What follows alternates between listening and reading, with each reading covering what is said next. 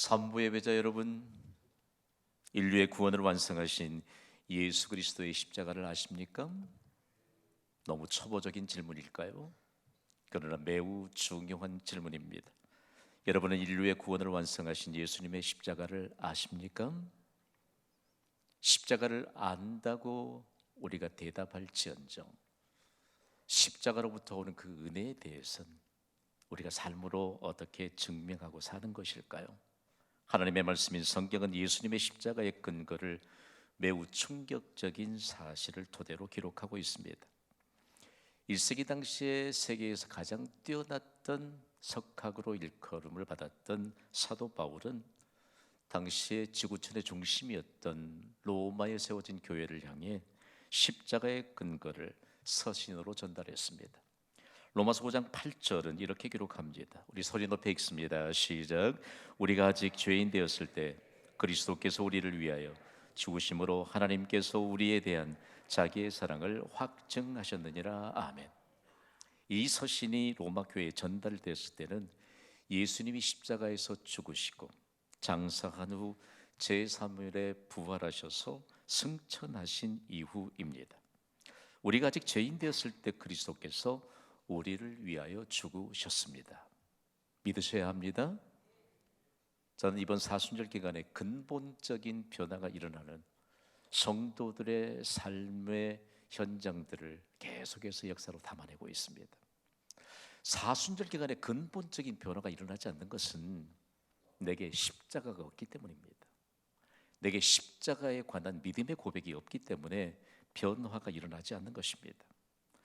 여러분, 우리가 아직 죄인 되었을 때 그리스도께서 우리를 위해 죽으셨다. 이해가 될까요? 지극히 의로운 사람을 위해 죽는 것도 쉽지 않습니다.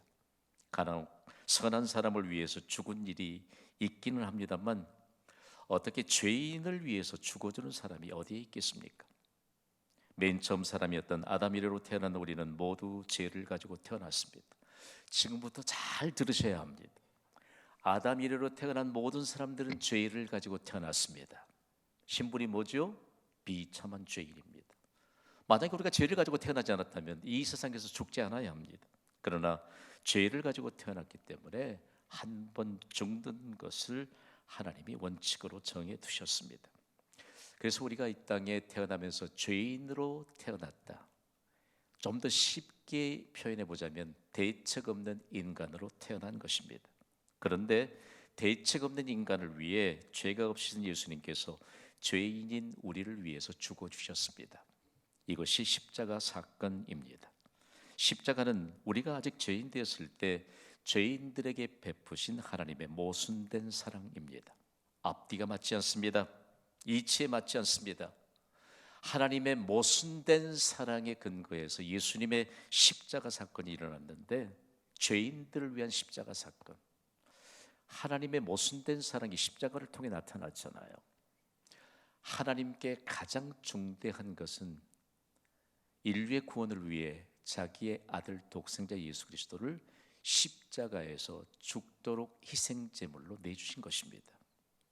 여러분, 우리가 부차적인 설명을 하지 않아도 하나님께 가장 중대했던 아들을 십자가에서 인류의 죄값으로 희생시켜 주셨다. 그러면 그 십자가의 은혜로 우리가 구원받았습니다. 십자가는 우리의 인생의 중대한 사건입니다. 가장 중대한 사건입니다. 죄인들을 위한 예수 그리스도의 십자가는 이처럼 하나님의 모순된 사랑의 근거에서 모순된 하나님의 결정입니다. 예수 그리스도의 십자가는 인류 역사를 바꾸어 놓았습니다. 저는 역사에 매우 관심이 많고 흥미를 가지고 있습니다. 미국이 유럽에 있는 국가들에게 한 가지 컴플렉스를 갖고 있는데 역사가 짧다는 것 한 가지, 그들에게 컴플렉스로 여길 수밖에 없습니다. 여러분, 장구한 역사와 전통을 자랑하는 유럽 대륙의 역사가 예수 그리스도의 십자가로부터 기초가 되었습니다. 예수 그리스도의 십자가는 세상의 희망으로 끊임없이 세상을 변화시키고 있습니다. 우리가 그냥 잘 알면서도 별로 관심을 갖지 않는 인간의 죽음, 그리고 세상을 떠난 사람들을 매장하는 묘지는 예수님을 믿고 따른 사람들이 남긴 믿음의 흔적입니다. 묘지를 영어로 세메터리라고 합니다.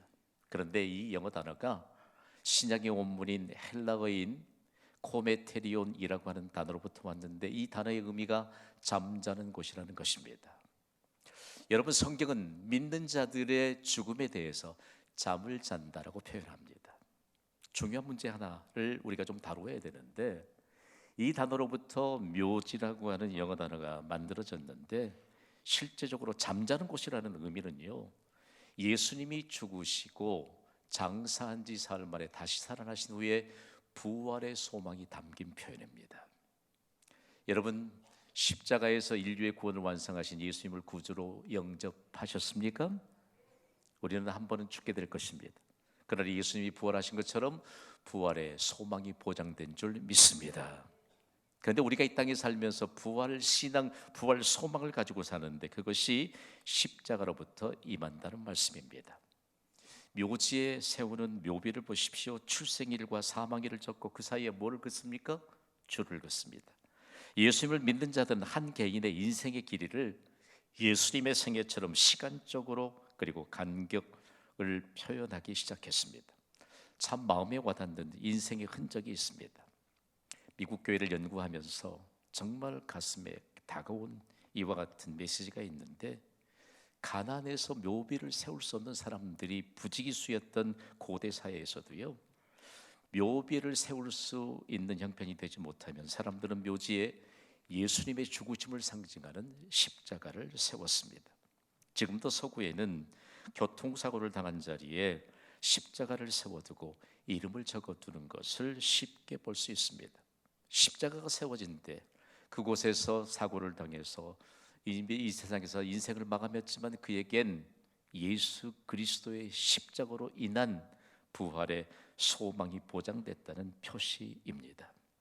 여러분, 예수 그리스도의 십자가의 영향력, 여러분 산부 예배자들 가운데 결코 녹록지 않은 현실을 삽니다. 어떤 문제도 없이 나는 매일매일 춤출 듯한 기쁨의 현실만 있을까요? 그렇지 않습니다. 아무도 예외가 없습니다. 그럼에도 불구하고 십자가는 과연 어떤 영향력으로 우리에게 다가오게 되는 것일까요? 누구든지 예수 그리스도의 십자가를 아는 것이 진정한 축복입니다. 여러분을 다시 도전합니다. 여러분, 예수 그리스도의 십자가를 아십니까? 여러분, 인생은 40부터가 아닙니다. 어느 순간부터요, 한 사람의 영향력을 받아서 인생은 40부터라고 하는 것이 유행어가 됐습니다. 살펴보면 1932년 극심한 경제적 불황 그리고 사회적 혼란을 온몸으로 겪었던 미국 대공황 시대에 출간되었던 책이 한 권이 있는데 그 책이 인생은 40부터 시작된다. 지금은 우리가 다 무너진 것 같으나 이제 새로운 시작에 대한 희망의 메시지였습니다.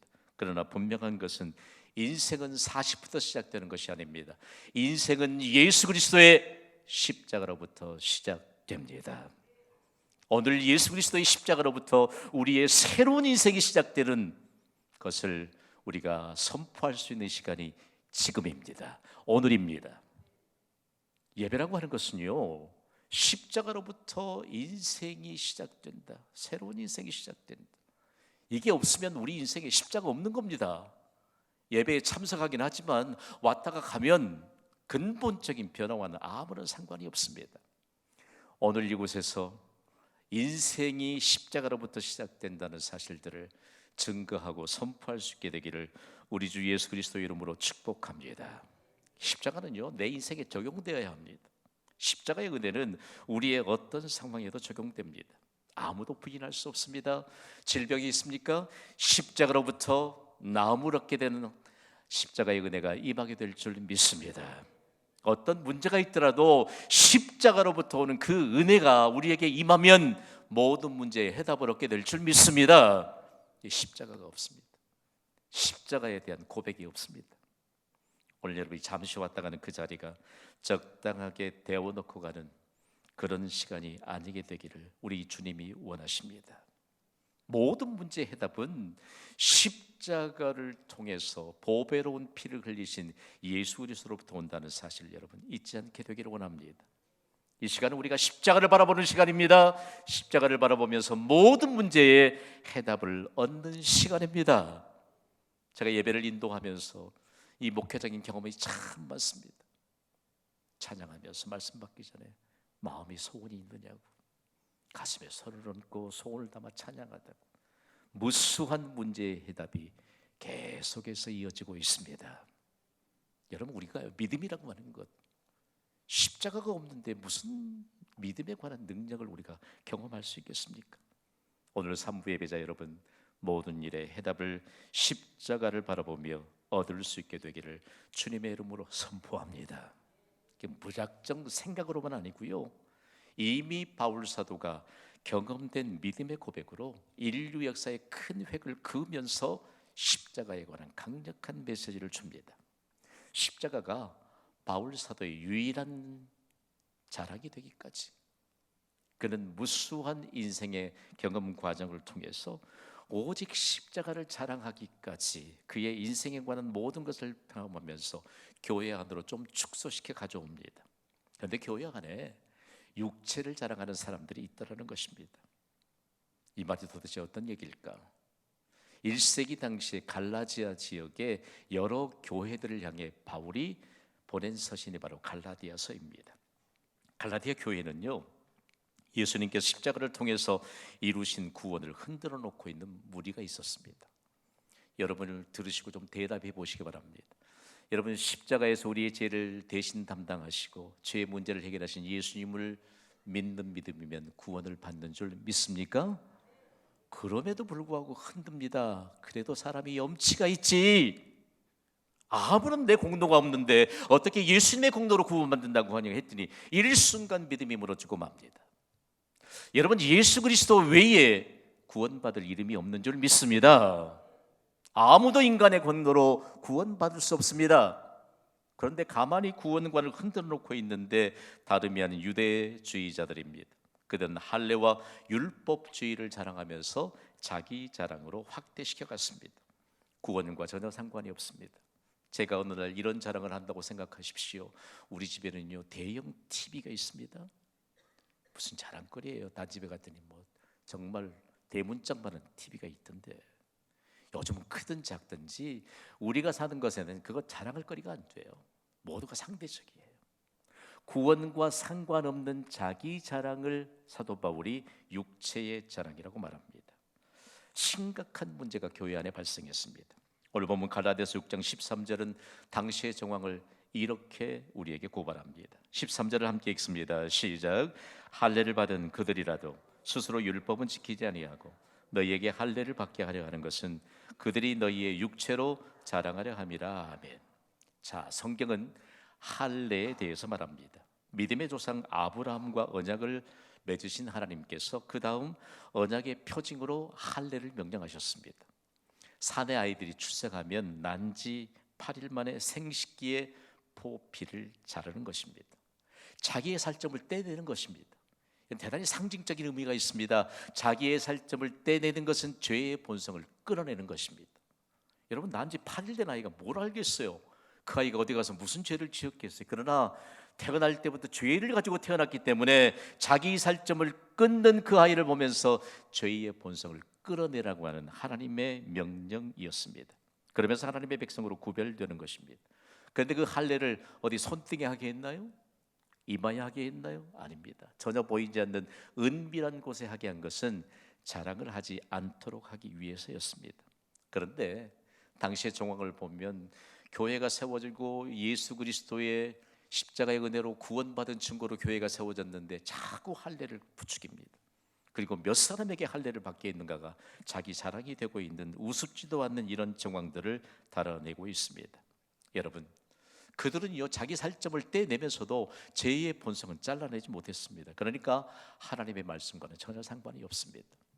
오늘 3부 예배에 우리가 가슴에 새겨진 예수 그리스도의 십자가를 바라보고 죄의 본성을 잘라내고 근본적인 변화의 결과로 예수 그리스도의 영광을 선포하는 자가 복이 있는 줄 믿습니다. 사람이 죄의 본성을 잘라내면 인격의 변화가 일어납니다. 이것을 일컬어 가치관의 변화라고 합니다. 가치라고 하는 것은 모든 것을 판단하는 기준이 되는 것입니다.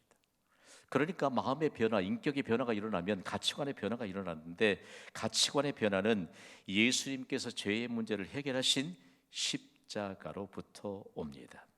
하나님의 아들이신 예수님이 십자가에서 죽으셔야만 했던 이유가 바로 여기에 있습니다.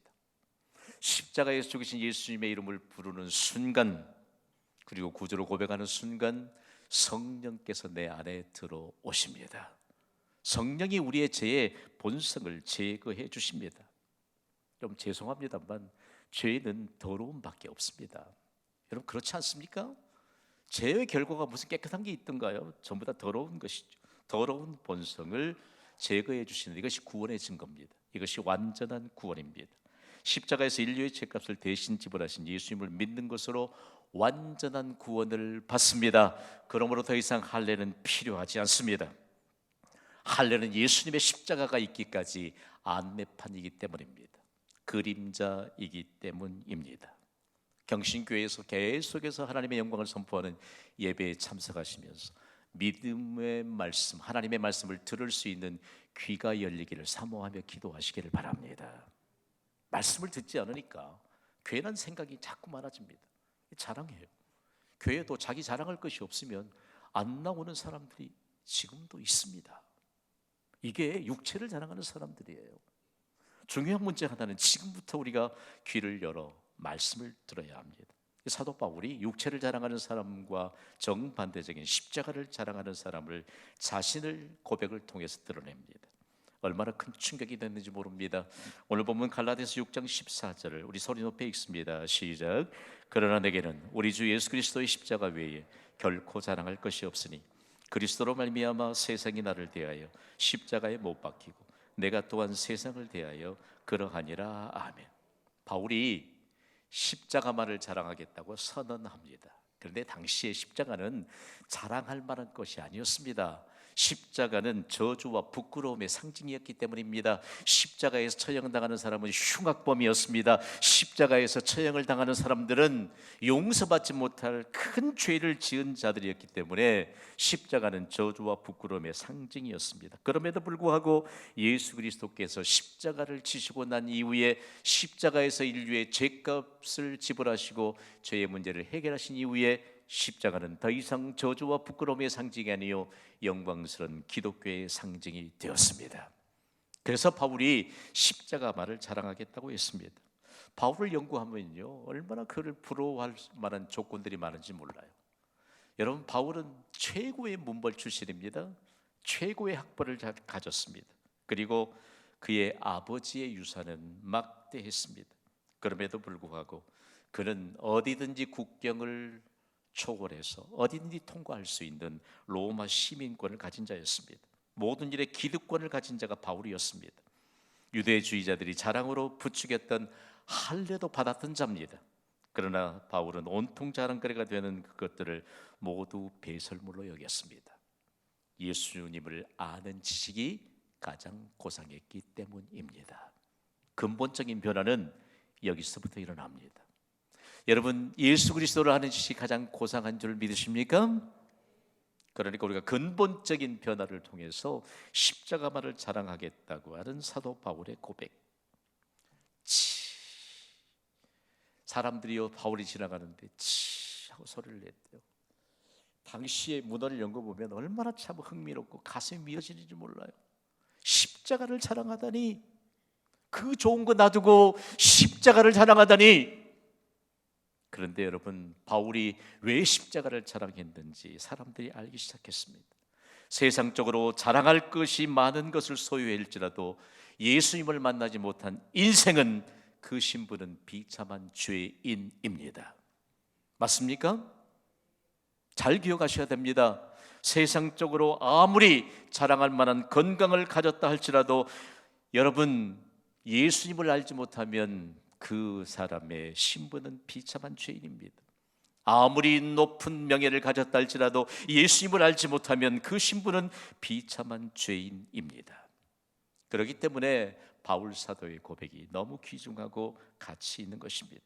그러나 예수 그리스도를 구주로 영접한 사람은 영원한 생명과 영원한 즐거움을 누릴 수 있는 하나님의 자녀가 되는 신분을 가졌습니다. 여러분 자존감이 높아지시기를 주님의 이름으로 선포합니다. 예배 시간에 자존감이 많이 좀 높은 것 같은데 교회 울타리만 벗어나면 왜 이렇게 자존감이 낮아질까요? 오늘 우리에게 하나님이 가장 강력하게 말씀하지 중요한 것은 자랑하지 않기 때문입니다. 성경적인 자랑의 의미를 우리가 마음에 좀 새겨야 돼요. 구약 성경까지 거슬러 올라가야 합니다. 성경이 자랑하다는 의미는 자랑하면 감사와 기쁨을 수반한다는 것입니다. 여러분 손주 자랑만 해도 막 기쁨이 넘쳐나잖아요, 그죠? 요즘 막 5만 원도 10만 원도 내놓고 자랑하는 사람들 많더라고요, 여러분. 실제적으로 십자가를 자랑하면 감사와 기쁨이 수반됩니다. 소멸되지 않습니다. 그 아이가 손주 자랑하더니 자라서 조금 말썽 피우면 자랑해요? 그렇지 않습니다, 여러분. 십자가를 자랑하는 것은 감사와 기쁨이 수반하는데 소멸되지 않습니다. 그리고 자랑은 가장 중요한 핵심은 하나님의 은혜를 인정하는 것입니다. 춤추는 예배자라는 별칭을 받았던 다윗은 언약궤가 다윗성으로 들어온 때 아삽과 그의 형제를 세워 찬양합니다. 그때 찬양가사 역대상 16장 10절입니다. 우리 함께 소리 높여 읽습니다. 시작. 그의 성호를 자랑하라. 여호와를 구하는 자마다 마음이 즐거울지로다. 아멘. 예배 오면요 찬양 소리가 울려 퍼지면 아이고 내가 좀 은혜 받는데 좀 지체했구나. 한 분이라도 좀 동의 좀 하세요. 찬양이 예배를 알리는 전초가 아닙니다. 찬양은 은혜의 문이 활짝 열었음을 선언하는 것입니다. 다윗이 하나님의 언약궤가 들어올 때 아삽과 그의 형제들 찬양 사역자들을 세워서 하나님의 영광을 찬양하고 있잖아요. 하나님을 자랑하고 있지 않습니까? 그러면서 십자가를 자랑한다라고 하는 것은 구체적으로 무엇일까? 믿음을 자랑하라는 하나님의 강력한 명령입니다. 믿음을 자랑하는 결과는 참으로 놀랍습니다. 여러분, 우리가 자랑해야 될 믿음은 모든 사람을 평준화시키는 하나님의 능력입니다. 오해를 지우세요.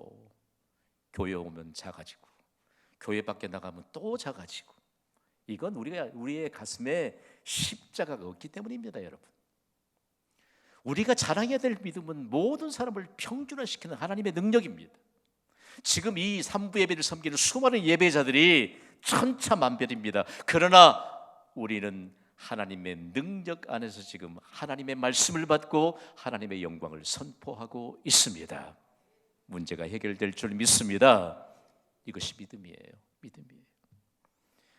중요한 문제 하나를 오늘 우리에게 가르쳐주면서 그렇다면 바울이 십자가를 자랑하는 구체적인 증거는 뭘까? 바울이 자랑했던 십자가 자랑은요 예수 그리스도의 흔적이 되기까지의 과정들을 매우 명확하게 우리에게 전달하고 있습니다. 예수님이 십자가에서 흔적을 남기셨습니다.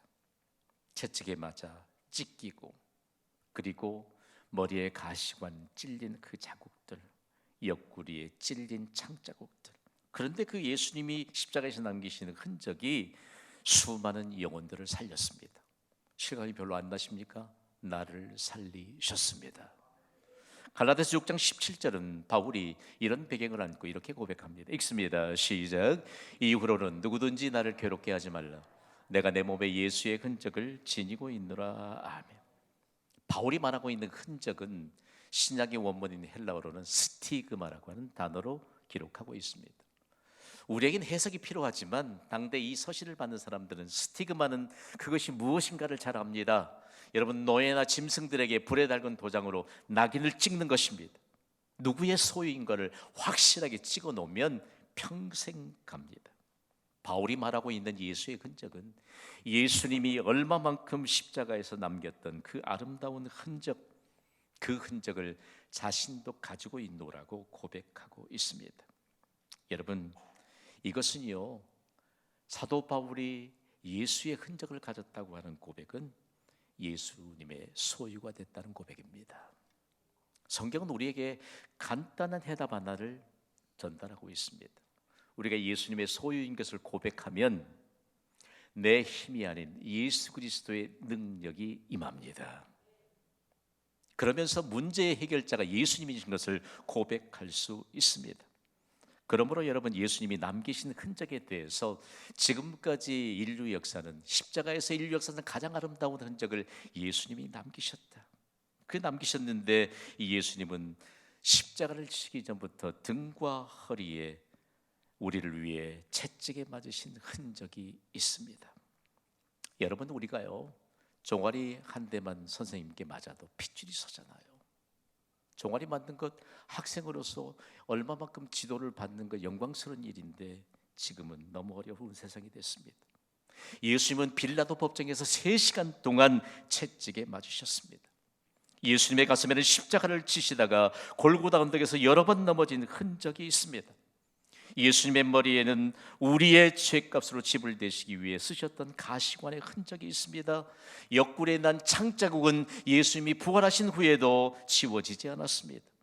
그 지워지지 않는 예수님의 몸에 있는 흔적을 누가 만져보고 비로소 확인했습니까? 의심 많은 사람 도마입니다. 여러분, 우리의 문제가 큰 것이 아니요, 예수의 흔적을 가졌던 사도 바울의 고백이 우리에게 없기 때문에 우리의 문제는 상대적으로 더 커 보이는 것입니다. 바울이 가졌던 예수님의 흔적, 예수님의 소유, 바울은 실제적으로 복음을 전하면서 여러분 얼마나 무서운 매를 맞았는지 모릅니다. 그의 몸에 상처가 생겼습니다. 그리고 그가 순교하기까지 그의 몸에는 복음을 전하는 흔적이 있었습니다. 그러나 순교 시대가 아닌 이 시대를 살아가는 우리에게는 그 몸의 흔적을 요구하지 않습니다. 예수님이 우리에게 모범을 남기신 예배의 흔적, 기도의 흔적, 복음을 전한 전도의 흔적, 실제적으로 예수님 앞에 두드릴 수 있는 믿음의 흔적이 있는가? 두드리라, 그리하면 열릴 것이니라. 아멘. 이 시대의 현대 그리스도인들은 두드리기조차도 하지 않습니다. 구하지도 않습니다. 찾지도 않습니다. 생각이 많아지죠. 십자가 없는 인생은 오늘로 종지부를 찍게 되기를 우리 주 예수 그리스도 이름으로 선포합니다. 미국 교회를 연구하는데 현장에서요, 어린아이들이 다 함께 믿음을 배웁니다. 미 대륙을 개척한 청교도 후예들은 어려서부터 예수의 흔적이 무엇인가를, 그리고 어떻게 적용해야 되는 것을 가르칩니다. 어디에나 볼 수 있는 No cross, no crown. 십자가 없이는 면류관도 없다. 십자가를 가르치니까 면류관의 영광을 합니다. 그런데 현대 그리스도인은 십자가를 배우려고 하지 않습니다. 십자가를 가슴에 새기려고도 하지 않습니다. 그러면서 부활의 영광만을 생각하고 있는지 모릅니다. No cross, no crown. 십자가 고난이 없이는 부활의 영광도 없습니다. 예수님이 십자가에서 남기신 그 흔적, 우리가 예수 그리스도의 소유인 것을 고백하는 내가 가진 십자가의 흔적은 부활의 영광을 보장합니다. 우리는 이 십자가를 자랑합니다. 그리고 예수 그리스도의 흔적을 자랑합니다. 어떤 일이 일어나게 될까요? 사도 바울이 순교했던 로마에 가면요, 사도 바울이 자랑했던 십자가, 그리고 예수의 흔적에 관한 내용들을 로마 교회 성도들에 적용시켜 주셨는데, 로마서 8장 32절을 받음으로 가슴에 우리의 유일한 자랑인 십자가를 새깁시다. 읽습니다. 시작. 자기 아들을 아끼지 아니하시고 우리 모든 사람을 위하여 내주시니가 어찌 그 아들과 함께 우리의 모든 것을 우리에게 주시지 아니하겠느냐. 아멘. 십자가 유일한 자랑이 되게 합시다. 바울이 가졌던 예수의 흔적, 내 인생에 예수의 흔적이 있노라고, 내가 예수님의 소유가 되었는 인생을 사노라고, 이 고백이 비상식적인 하나님의 복을 받는 근거가 되기를 우리 주 예수 그리스도 이름으로 축원합니다.